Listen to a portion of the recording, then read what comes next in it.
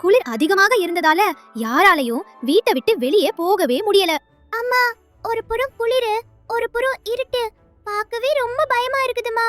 ஆமாண்டா செல்லம், இந்த நேரத்துல அதிகமா திருடர்கள் வர வாய்ப்பு இருக்குது. நம்ம ரொம்ப கவனமா இருக்கணும். அப்போ கிச்சு தன் கணவர் வீரா கிட்ட சொன்னாள். ஏங்க வாங்க, நம்ம வேலைய ஆரம்பிக்கிற நேரம் வந்துருச்சு. இந்த தடவை நிறைய திருடணும். 1 வருஷத்துக்கு தேவையான பொருட்களையும் சேர்த்து வச்சிரணும்.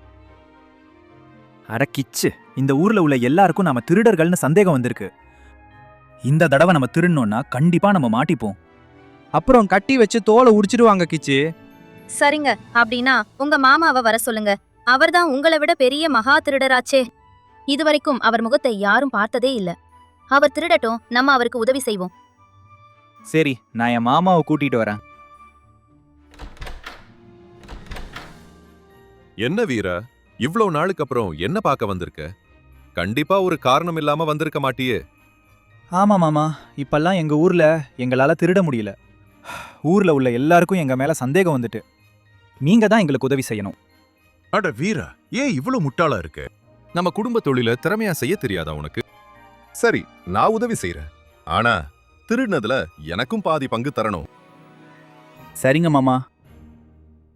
வீராவும் அவன் மாமாவும் வீரா வீட்டுக்கு வந்தாங்க. என்னம்மா கிச்சு, ரொம்ப நாளைக்கு அப்புறம் வீட்டுக்கு வந்திருக்க. சாப்பாடு எதுவும் தரமாட்டியா? ஐயோ மாமா, வீட்ல சாப்பாடு இருந்தா எதுக்கு உங்களை திருட கூப்பிட போறோம்? இனிமே நீங்க தேடிக்கொண்டு வந்தால்தான் உண்டு. சரி, இப்போ முதல்ல நான் எந்த வீட்டுக்கு போறது? அந்த கொழுத்த ரோசி புறாவோட அக்கா வெளிநாட்டுல இருந்து நிறைய உணவுப் பொருட்கள் கொடுத்திருக்காங்க. முதல்ல நாம அங்க திருடுவோம். சரி, வாங்க போவோம். நான் வரல மாமா. ஏண்டா, ஏன் வரல? ஐயோ மாமா, ஏற்கனவே நான் அடி வாங்கி தேஞ்சு போன எலும்பாதான் இருக்கேன். இதுக்கு மேல என்னால அடி வாங்க முடியாது. அட மாமா, இந்த மனுஷன் எப்போது இப்படித்தான். ஒரு திருட்டை கூட உருப்படியா செய்ய மாட்டார். உனக்காக போய் அடி வாங்குறது நான் தானே. அட போங்க, இவர் கிடக்கிறார் மாமா. ஒரே பயந்தாங்கோழியா இருக்கார். வாங்க, நாம போய் நம்ம கைவரிசைய காட்டுவோம்.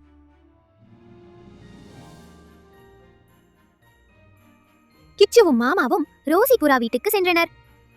கிச்சு வெளியே நின்னா மாமா திருடுவதற்காக உள்ளே சென்றார். அங்கே இருந்த விலை உயர்ந்த பொருட்களை எல்லாம் திருடிட்டு வந்துட்டார்.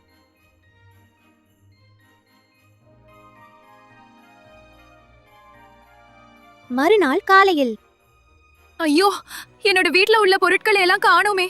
யாரோ திருடிட்டு போயிட்டாங்க. கவலைப்படாத ரோசி, மறுபடியும் திருட்ட ஆரம்பிச்சிருச்சு. இனிமே நம்ம ரொம்ப கவனமா இருக்கணும். அன்று இரவு, இன்னைக்கு வச்ச குழம்பெல்லாம் ரொம்ப மிஞ்சிடுச்சு. நாளைக்கு இதையே வச்சு சாப்பிடலாம். நாளைக்கு எந்த வேலையும் செய்ய வேண்டாம். அன்னைக்கு ராத்திரி கிச்சுவும் மாமாவும் பிங்கி வீட்டுக்கு வந்தாங்க.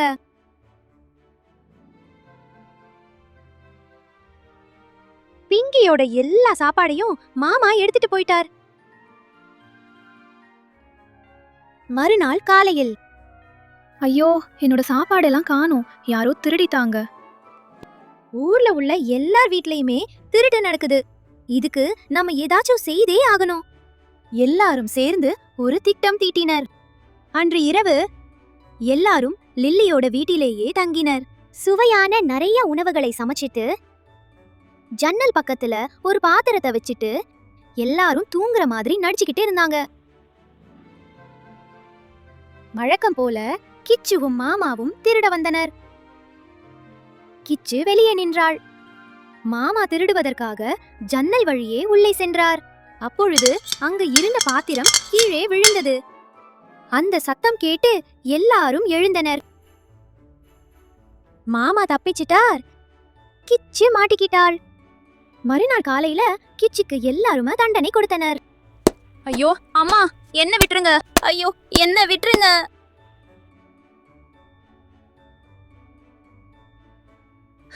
ஐயோ, என்ன விட்டுருங்க. மாமா, திருடின பொருள்ல மட்டும்தான் பங்கு வாங்குவீங்களா இல்ல அடியிலையும் பங்கு வாங்குவீங்களா? என்னடா சொன்ன? நான் அடி வாங்கட்டா? இப்ப நீ வாங்குடா. ஐயோ மாமா, என்ன விட்டுருங்க.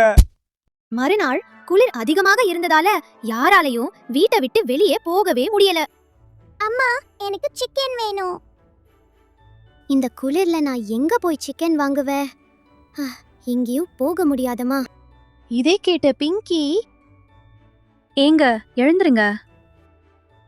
என்ன பிங்கி, ஏன் எழுப்புற? இப்போ எழுந்து. நான் என்ன சாதனையா பண்ண போறேன்? இந்த குளிர்ல யாராலையும் வெளியே போகவே முடியல. இந்த நேரத்துல நாம சிக்கன் குழம்பு செய்து விற்றோம்னா வியாபாரம் நல்லா போகும்.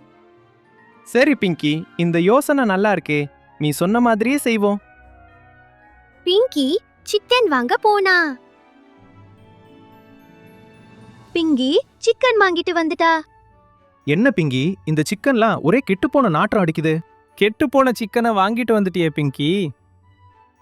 அட போங்க, இந்த சிக்கன் தான் குறைஞ்ச விலைக்கு கிடைச்சது. வேற எல்லாம் விலை அதிகமா இருக்குது. குழம்பு வச்சுட்டா யாரும் கண்டுபிடிக்க மாட்டாங்க. வேண்டாம் பிங்கி, இது உடம்புக்கு ரொம்ப கெடுதல். அதெல்லாம் ஒன்றும் கிடையாது, போங்க. போய் வேற வேலைய பாருங்க.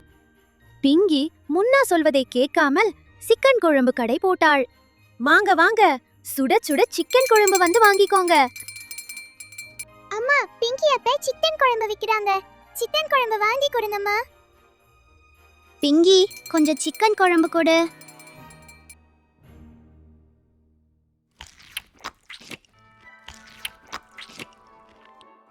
பிங்கிக்கு வியாபாரம் நல்லா போச்சு.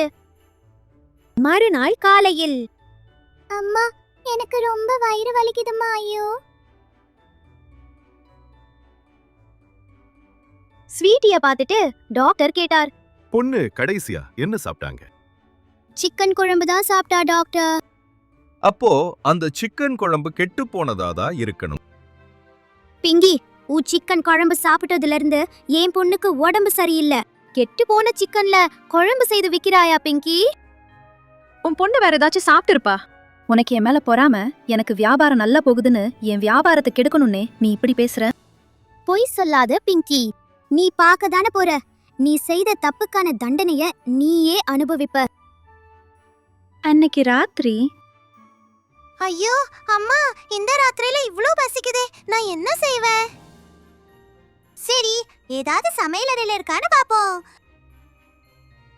அட, அம்மாவோட சிக்கன் குழம்பு ரொம்ப சுவையா இருக்கும்.